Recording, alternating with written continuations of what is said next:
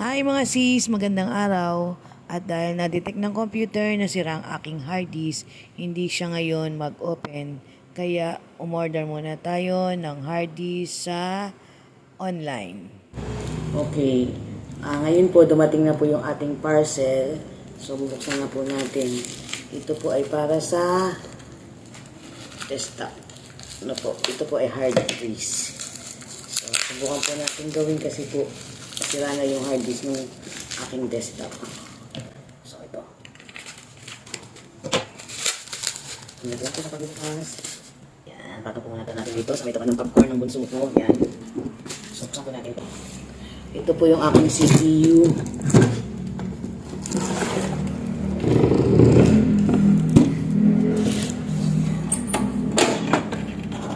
Ayan po. Dahan-dahan po natin tatanggalin. Ganito lang po yung pagtanggal dyan. At ganito rin po dito. Simple lang. Yan. Then ito po yung kanyang kutin po muna natin yung mga wire dito para mas madali. Yan. Ito po yung kanyang hard disk. Ito po yung papalitan natin. Yan. So, tingnan po natin kung pareho. Hanggang natin. Ingat lang po pagkatanggal. Nagpapawisan ako.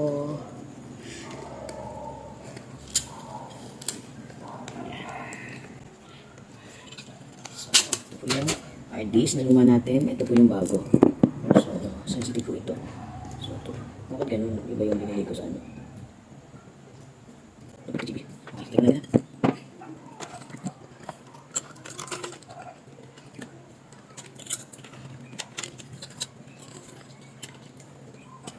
Tingnan natin. Ayan po. Ayan, nakakabit na po.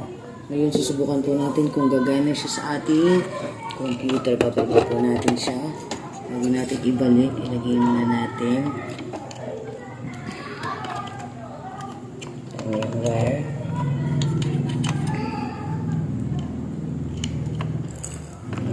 Kailangan po siguraduhin natin na lagay.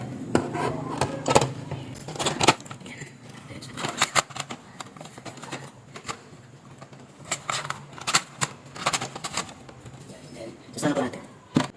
At dahil bago nga po ang ating hard disk, iyan po ay hindi agad gagana. So kinakailangan po natin na gumawa ng bootable o mag-download ng bootable USB. At syempre po, ito na yung pagkakataon para may upgrade ko ang aking computer. Ang na-download ko po ay Windows 10 na po ang aking ginamit. At iyan po, nakikita nyo, naka-open po ang CPU.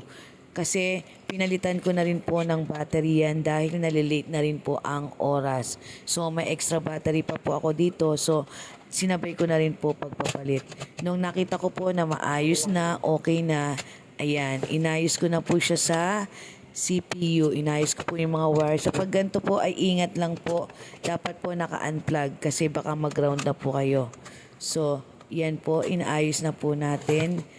Dahil nga po napagana natin. So, siguraduhin lang po natin na nakapix po ang lahat ng mga wire at nakaayos po sila para po hindi magkaroon ng short circuit sa loob ng CPU. Yan po. So, imis-imis, ayan na at naisara ko na po ang CPU. Then, titingnan na po natin kung magpa-function po ulit ang ating ginawa. Ito nga po pala yung isa sa mga nakatulong. Gumamit po ako ng pambura dyan para malinis yung hard disk din kasi baka madumi. Then, of course, meron tayong toothbrush. Simple pero usable po yan. Kasi po kahit sa USB po ginagamit ko po yung pambura. May particular na pambura po na ginagamit doon. So, tignan na po natin kung mag-open po ang ating CPU, ang ating computer. Yan. At nagpakita na po ang Windows. Ayan po. And cling. Ganyan lang po kasimple. Bali, ituturo ko po sa inyo kung paano maggawa ng bootable USB sa susunod po na video. Medyo mahaba na po kasi ang video natin. So hanggang dito lang po. Maraming salamat po.